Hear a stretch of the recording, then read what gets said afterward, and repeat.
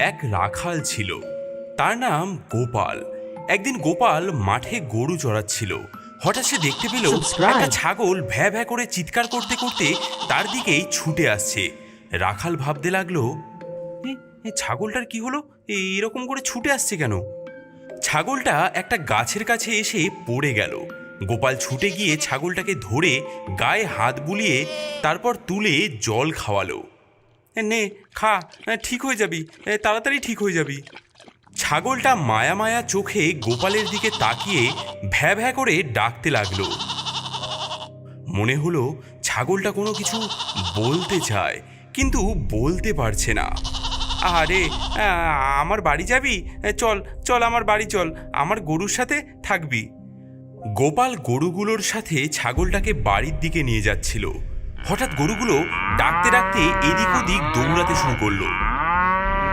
গোপাল গরুগুলোর পেছনে ছুটল। অনেক কষ্টে গরুগুলোকে দড়ি দিয়ে বেঁধে বাড়িতে নিয়ে গেল, সাথে ছাগলটাকেও নিয়ে গেল। গোয়াল ঘরের সামনে ছাগলটাকে বেঁধে গরুগুলোকে গোয়াল ঘরের ভেতরে রাখলো। তুই থাক এখানে। মা, ও মা, খেতে দাও। হ্যাঁ চলে আয়, রান্না হয়ে গেছে। রাখাল খেয়ে দিয়ে একটু বিশ্রাম নিচ্ছিল। সেই সময় তার কয়েকজন বন্ধু তাকে ডাকতে এলো। গোপাল, এই গোপাল, কোথায় গেলি রে? গোপাল ঘরে বিশ্রাম নিচ্ছে। মাসিমা, গোপালকে ডেকে দিন তো একবার, খুব দরকার আছে ওর সঙ্গে। গোপালের মা গোপালকে ডেকে দিল। গোপাল ঘর থেকে বেরিয়ে এলো। কিরে, কি হলো? খবর শুনেছিস তুই? কিছু খবর শুনেছিস কি আমাদের গ্রামের? কি খবর রে? আমাদের গ্রামে একটা ডাইনি এসেছে, সকলের বাড়িতে হানা দিচ্ছে সে। তাই নাকি? হ্যাঁ রে, জানিস ডাইনিটা যখন তখন রূপ বদলাচ্ছে, খুব সাবধান। সে কি? কোথায় কোথায় গেছে সে? আরে দুদিন ধরে ভোম্বলের বাড়িতে এসেছিল, ভোম্বলের মাসি সেজে। ও বাবা, সে কি রে? হ্যাঁ রে, ভোম্বলদের বাড়িতে এত এত করে রোজ রোজ খাচ্ছিল। কি করে ধরতে পারলো যে ও একটা ডাইনি? আরে শোন, আমি বলছি, একদিন হঠাৎ ওর মাসি কাশি থেকে এসে হাজির হয়েছে। তারপর? সেই সময় নকল মাসি মানে ডাইনি ঘরে বসে পেট পুড়ে ভাত তরকারি মাছ মাংস খাচ্ছিল। কি রে, তোরা সব কোথায় গেলি? কে? দিদি তুই? হ্যাঁ রে, অনেক দিন তোর বাড়িতে আসা হয়নি, তাই কাশি থেকে ফিরে ভাবলাম অনেক দিন তোর কাছে থাকবো। কিন্তু তুই আমার দিদি হলে, যে আমার বাড়িতে দুদিন ধরে রয়েছে, এখন ঘরে বসে খাচ্ছে, সে কে? ও মা, আমি তো এখনই এলাম, দুদিন আগে কে এসেছে? ওরে, আমি তো নিজের দিদি। ও তাহলে অন্য কেউ, মায়াবী। চল তো দেখি আমি সেজে কে এসেছে। তারপর সবাই মিলে ঘরে ঢুকে দেখলো আর অবাক হয়ে গেল। এ কি, ঘরে যে খাচ্ছিল সেই মাসি কোথায় গেল? নেই তো, খাবারগুলো থালায় পড়ে আছে। সেই মায়াবী ডাইনি ভ্যানিশ। ওমা, সে কি রে? তারপর আমাদের গ্রামের নীলুর খবরটা শুনিসনি? নীলু বিয়ে করে বউ নিয়ে আসার পর থেকে নানা রকম আশ্চর্য ঘটনা ঘটতে শুরু করেছে। নীলুর বাবা ভোরবেলা কারখানা যাওয়ার সময় দেখেছেন। হ্যাঁ, ওরে বাবারে, ঘর থেকে একটা বড় মশা বেরিয়ে এলো দেখছি। এত বড় মশা তো জীবনে দেখিনি। ও বাবারে, হ্যাঁ, এ কি মশাটা একটা বিশাল বড় ছায়া মূর্তিতে পরিণত হয়ে যাচ্ছে দেখছি। এ কি, এটা কি? ব্যাপারটা তো চিন্তায় ফেলে দিল, কিন্তু এখন কাজে যাই, কাজ থেকে ফিরে এসে সকলকে ব্যাপারটা জানাতে হবে। জানিস, আবার নীলুর মাও ভয় পেয়েছেন। বৌমা, ও বৌমা, ও মা, এ কি? তুমি রান্নাঘরে চুল খুলে মুখের উপর চুলগুলো ঝুলিয়ে এভাবে মাটিতে বসে তুলছো কেন? কি হলো বৌমা? ও বৌমা, তারপর জানিস বৌমা হি হি করে হাসছিল। তারপর হঠাৎ ঘাড় ঘুরিয়ে চোখ দুটো লাল রক্তের মতো করে নীলুর মায়ের দিকে তাকালো। মুখের দুপাশ থেকে দুটো বড় বড় দাঁত বেরিয়ে এসেছে। উনুনের ভেতর পা ঢুকিয়ে নতুন বউ বসে আছে আর দুলছে। হে কি বৌমা, এরকম করছো কেন? এভাবে হাসছো কেন? কি হয়েছে তোমার? ওমা, এ কি? কড়াইয়ের উপর কাটা মাছগুলো জ্যান্ত হয়ে লাফাচ্ছে। ওগো ওগো, কে কোথায় আছো? দেখবে এসো গো, কি সর্বনাশ হয়ে গেল গো। ঘরে ডাইনি এসেছে, ডাইনি। হে, মানুষ নয়, নতুন বউ ডাইনি, ডাইনি। নীলুর মা এসব দেখে অজ্ঞান হয়ে পড়ে গেলেন। বাড়ির সবাই ছুটে এলো, কিন্তু কেউ নতুন বউকে আর দেখতে পেল না। জানিস, কাকিমার জ্ঞান আসার পর চোখ খুলে আর নীলুর বউকে দেখতে পায়নি। অনেক খোঁজাখুঁজির পর রাত্রিবেলা নীলুর বউকে ছাদের কার্নিশে ঝুলতে দেখলো সবাই। সেই দেখে তো সবাই ভয়ে কি কি হলো চিৎকার! গো? এ কি সর্বনাশা হলো গো? ওমা, এ কি হলো? কি হলো গো? সে কি? কি বলছিস রে এসব? এসব তো আমি কোনো কিছুই জানি না। আর নাপিত পাড়ার গজাদাকে চিনিস তো? গজাদা আর বৌদি দুজনেই তো মিলে কাজ করে।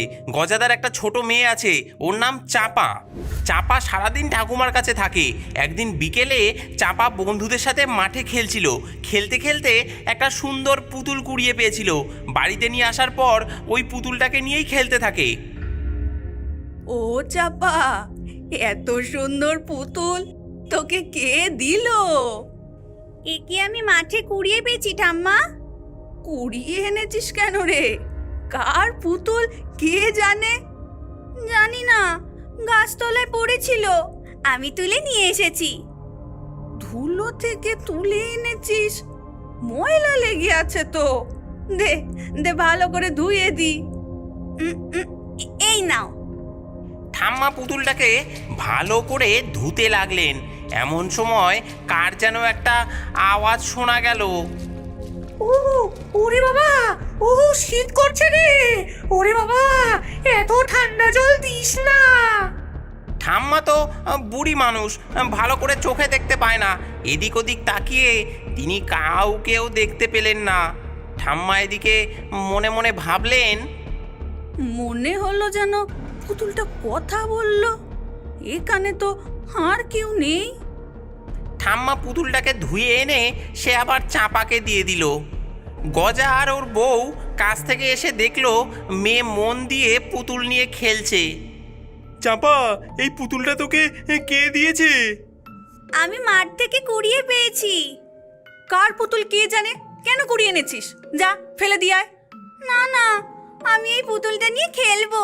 ঠাম্মা পরিষ্কার করে ধুয়ে দিয়েছে, আমি পুতুলটাকে ফেলবো না। ঠিক আছে, এখন যা পড়তে বস। এখন পুতুলটাকে আমি টেবিলে তুলে রাখছি। চাপা তো মন দিয়ে পড়াশোনা করতে লাগলো। পড়াশোনা হয়ে যাওয়ার পর কিছুক্ষণ পর ওর মা ওকে ডাকতে লাগলো। চাপা, খাবি আয়। এই চাপা। চাপার মা চাপাকে ঘরে ডাকতে এসে দেখলো চাপার সাথে কে একজন জানি কথা বলছে। কে কথা বলছে? ঘরে কাউকেও সে দেখতে পেল না। চাপা তো একা একাই পুতুল নিয়ে খেলছে। তাহলে মেয়ে কার সাথে কথা বলছে? এই চাপা, তোকে খেতে ডাকছি না, আর তুই এখানে পুতুল নিয়ে খেলছিস? কার সাথে কথা বলছিস? এই তো পুতুলের সাথে কথা বলছিলাম। জানো মা, পুতুলটা কি সুন্দর কথা বলে। পুতুল কথা বলছিল? কি বলছিল? ও বলছে, এই চাপা, আমার শীত করছে, তোর ঠাম্মা অনেক জল দিয়ে আমাকে ধুয়েছে। পুতুল এই কথা বললো? মিথ্যে কথা বলতে শিখেছিস? হ্যাঁ? না না মা, আমি সত্যি বলছি, পুতুল বললো। এই এই তুই পুতুলটা এখানে রাখতো, রেখে দে। আর এই পুতুল দিয়ে একদম খেলতে হবে না, অনেক রাত হয়েছে। আয় আয়, খাবি আয়। চাপার মা পুতুলটাকে আলমারির ওপর তুলে রেখে চাপাকে নিয়ে রান্নাঘরের দিকে যাচ্ছিল। হঠাৎ এমন সময় কে যেন বলে উঠল, কি রে, আমায় খেতে দিবি না? আমার তো খিদে পেয়েছে। চাপার মা তো চমকে উঠলো। ঘুরে তাকিয়ে দেখলো পুতুলটা ওদের পেছন পেছনে হেঁটে আসছে। হে কি, আমি তো পুতুলটাকে আলমারির উপরে তুলে রাখলাম, এ নেমে এলো কি করে? পুতুলটাকে ধরে ছুঁড়ে উঠোনে ফেলে দিল চাপার মা, কিন্তু হঠাৎ পুতুলটা কেঁদে উঠলো এবং সঙ্গে চাপাও। আমার পুতুল ফেলে দিলে কেন মা?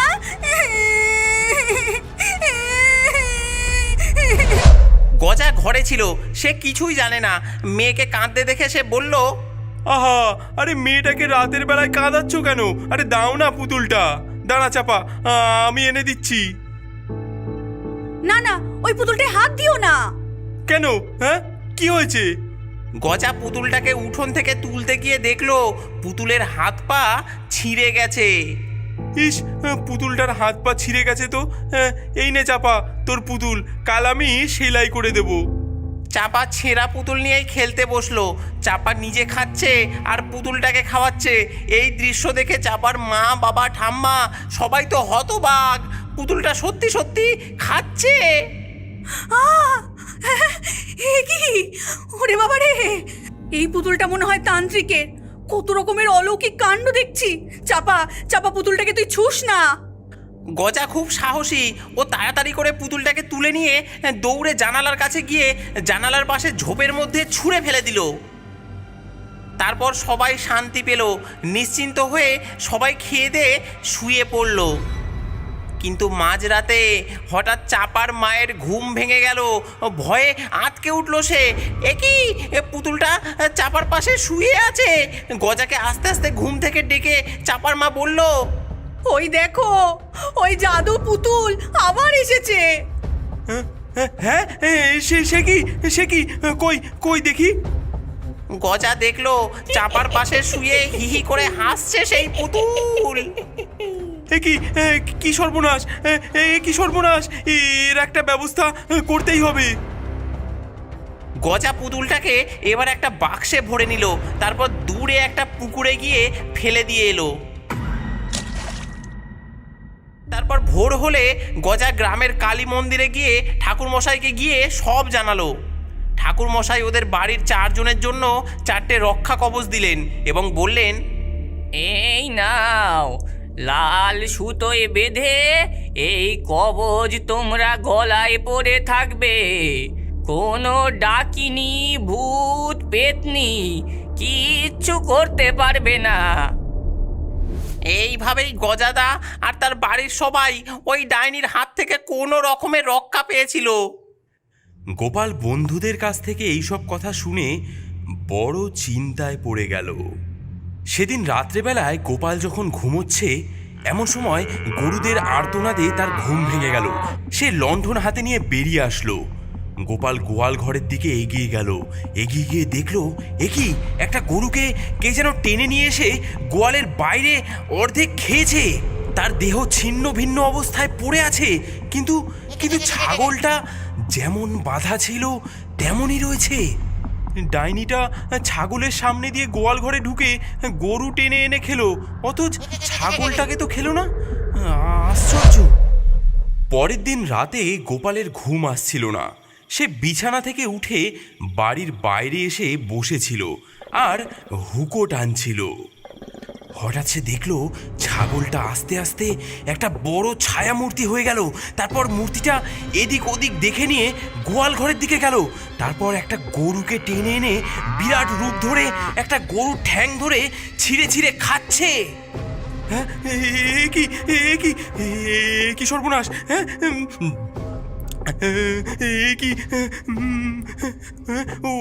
ওরে বাবারে, ওই ডাইনি ছাগল রূপে আমার বাড়িতে এসেছে। গোপাল সারা রাত অনেক ভেবে পরদিন বন্ধুদের সাথে পরামর্শ করে একটা মোমের ঘর তৈরি করলো। তারপর ছাগলটাকে বলল, চল, তোর জন্য সুন্দর একটা ঘর বানিয়েছি, চল তোকে নতুন ঘরে রাখবো। ওহ, কি মজা! আমার জন্য নতুন ঘর বানিয়েছে, কি মজা! আমি এবার থেকে শিকার ধরে ঘরে বসে খাবো। গোপাল ছাগলটাকে নিয়ে এসে ওই ঘরে ঢুকিয়ে বাইরে থেকে বন্ধ করে দিল। তারপর বাইরে থেকে আগুন ধরিয়ে দিল। আগুনের তাপে মোমগুলো গলে গলে পড়তে লাগলো আর ছাগল লাফাতে লাগলো। তারপর আগুনে পুড়ে ছটফট করতে করতে বিকট চিৎকার করতে লাগলো সেই ডাইনি। ওরে বাবারে, ছেড়ে দে, ছেড়ে দে আমাকে, ছেড়ে দে, আর মারিস না।